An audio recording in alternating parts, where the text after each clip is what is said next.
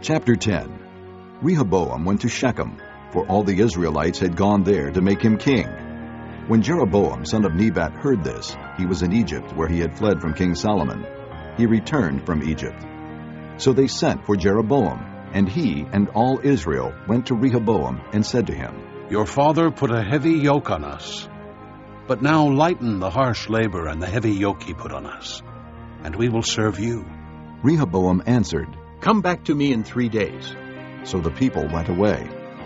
Then King Rehoboam consulted the elders who had served his father Solomon during his lifetime. How would you advise me to answer these people? He asked.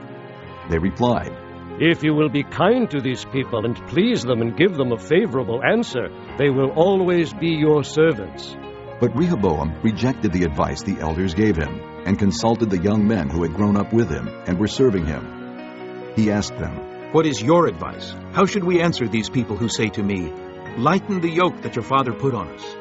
The young men who had grown up with him replied, Tell the people who have said to you, Your father put a heavy yoke on us, but make our yoke lighter. Tell them, My little finger is thicker than my father's waist.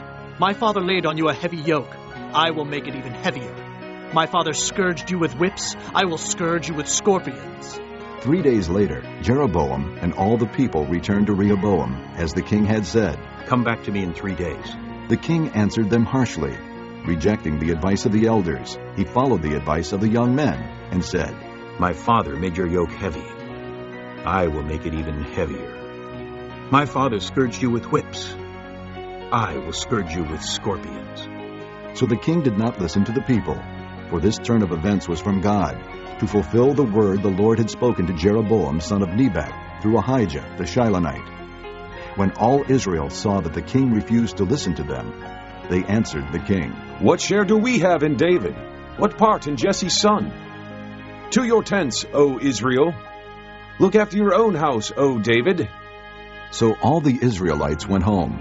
But as for the Israelites who were living in the towns of Judah, Rehoboam still ruled over them.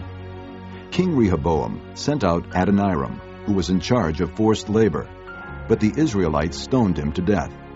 King Rehoboam, however, managed to get into his chariot and escape to Jerusalem.